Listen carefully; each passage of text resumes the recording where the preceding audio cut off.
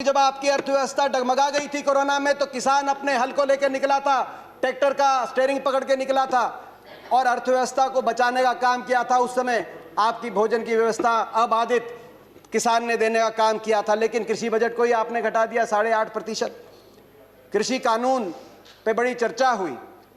ये कहा गया कि आंदोलन के बारे में बात करिए, इन कानूनों में काला क्या है ये हमें नहीं बताया गया। मैं 2-3 बातें उसमें भी बताना चाहता हूं, काला क्या है। आपने कहा 11 राउंड बातचीत की हुई, किसान संगठनों ने कुछ काला नहीं बताया। नजरिए का फर्क है। आप इसको बड़े व्यवसायी के प्रॉफिट मार्जिन के नजरिए से देखते हैं या आप इसको किसान के जीवन मरण जीविका के नजरिए से देखते हैं। कहा गया कि बिन मांगे दिया गया, और बिन मांगे बहुत से कानून दिए गए थे। बाल कानून बिन मांगे दिया गया था, दहेज कानून, ट्रिपल तलाक बिन मांगे, कई बार अच्छे कानून बिन मांगे भी दिए जाते हैं। फर्क है उनमें और इसमें फर्क है। उनमें जिस वर्ग के लिए दिया गया वो वर्ग संघर्ष और आंदोलन के रास्ते पे नहीं आया। बाल कानून लागू हुआ तो दिल्ली को बच्चों ने नहीं घेरा बाल कानून वापस लिया जाए। दहेज का कानून आया तो महिलाएं धरने पे नहीं बैठी कि हमें दहेज देना है। मगर यहाँ जिस वर्ग के लिए आपने दिया वो वर्ग आज आपके दरवाजे पे आया, दिल्ली के आसपास लाखों की तादाद में बैठा है। आपने कहा मंडियां, अनुराग जी ने कहा मंडियां खत्म नहीं हुई। सही बात है, मंडी, इसमें कोई प्रावधान नहीं मंडी समाप्त करने का। 2 मंडियां बन गई हैं, एक निजी मंडी जिसमें टैक्स नहीं लगेगा और एक सरकारी मंडी जिसमें टैक्स लगता है। 2 मंडी, एक देश एक विधान, एक देश एक संविधान, एक देश एक निशान, एक देश एक चुनाव, एक देश एक मार्केट। तो एक देश 2 मंडियां क्यों? किसान ही क्यों मिला आपको? एक मंडी। और ये जो टैक्स आप कह रहे टैक्स मुक्त कर दिया, टैक्स कौन देता है? खरीदार देता है इन मंडियों में टैक्स, किसान नहीं देता। पंजाब में 6.5%, हरियाणा में 4% और सरकार को देता है। और हरियाणा पंजाब का ग्रामीण इंफ्रास्ट्रक्चर अच्छा क्यों है?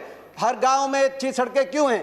क्योंकि ये जो टैक्स जाता है ग्रामीण इंफ्रास्ट्रक्चर और इन मंडियों के और किसानों के विकास के लिए इस टैक्स का इस्तेमाल होता है। इसीलिए आज पंजाब हरियाणा सबसे आगे।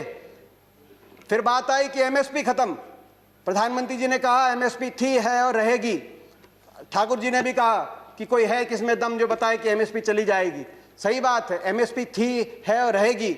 मगर क्या एमएसपी सभी किसानों को मिलेगी और सभी फसलों पे मिलेगी? प्रश्न इस बात का उठता है। आप में दम है खड़े होकर आप कह दें कि एमएसपी मिलेगी हर किसान को देश में?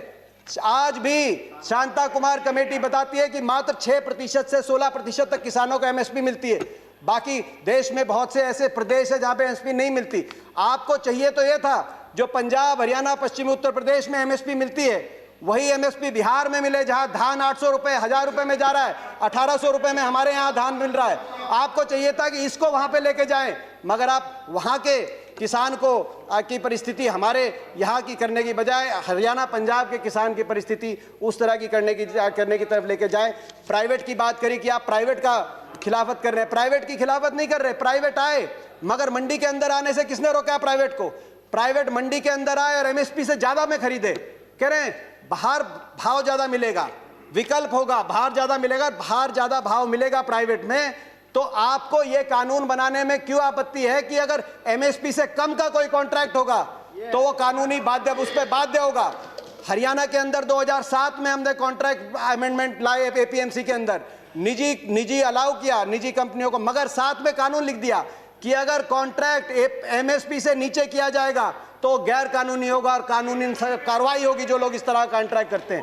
आप कह रहे हैं ज्यादा मिलेगी तो आप कर दीजिए, ये कानूनी प्रावधान देने का आप काम करें। आपने कहा कि एक शरद पवार जी ने चिट्ठी लिखी थी। आपने कहा कि मुख्यमंत्रियों का समय हुड्डा कमेटी ने भी इसकी सिफारिश करी थी कि एपीएम सुधार हो, एपीएमसी एक्ट के अंदर बदलाव हो। मैं बताना चाहता हूं कि हुड्डा कमेटी ने, जिस कमेटी में प्रकाश सिंह बादल जी, ममता बनर्जी जी और नीतीश कुमार जी भी सदस्य थे, उस कमेटी ने क्या सुझाव दिया था इस पे? उन्होंने कहा था कि एपीएमसी में सुधार हो मगर एपीएमसी का विस्तार हो। सबसे पहले मंडी, जिस प्रकार से हरियाणा में हर 10 किलोमीटर में मंडी हमने स्थापित करी थी अपनी सरकार में, पूरे देश के अंदर हर 10 किलोमीटर में मंडी बने। दूसरा, प्राइवेट अगर आए तो मंडियों के अंदर आए, एमएसपी से ज्यादा पे खरीदें, एमएसपी से कम पे खरीदते हैं तो कानूनी कार्रवाई हो, वो ऐसी खरीदारी अलाउ ना हो।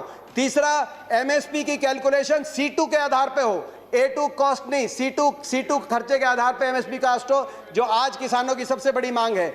चौथा, एमएसपी जो चौथे उसमें कहा कि कर्जे का जो दर है वो no discussions please, no cross talk, no 0% cross दिया टॉक, जाए। No cross talk. सिफारिशें थी, किसी और की बात रिकॉर्ड पे नहीं जा रही है। दीपेंद्र जी कंटिन्यू। ये सिफारिश थी। मैं एक और बात कहना चाहता हूं। एक बात आई कि ओपन मार्केट, फ्री मार्केट अच्छी है। फ्री मार्केट हर चीज के लिए अच्छी नहीं है। मार्केट, अनियंत्रित मार्केट, किसान को आप अमेरिका का उदाहरण उठा के देखिए। अमेरिका में 1/4 लोग कृषि से जुड़े हुए थे आज से 50-60 साल पहले। फ्री मार्केट लेके आए, आज मात्र 1% अमेरिका की जनसंख्या कृषि पे आधारित है। क्या एक कंसेप्ट आया फ्री मार्केट के बाद? गेट बिग और गेट आउट। छोटा किसान सरवाइव नहीं कर पाया बड़े बड़े धन्नाडों के आगे, बड़े बड़े कॉर्पोरेट प्लेयर्स के आगे।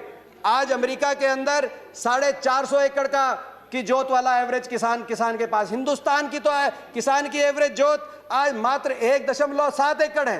हमारी तो 50% आबादी कृषि क्षेत्र पर निमंत्रित है। ये कैसा मुकाबला करेंगे बड़े कॉर्पोरेट्स का? गेट बिग और गेट आउट। ये गेट आउट होंगे तो कहां जाएंगे? क्या हमारी अर्थव्यवस्था अमेरिका की तरह? मैं आखिर में दो अपनी बातें कहते हैं, अपनी बात कंक्लूड करना चाहता हूं।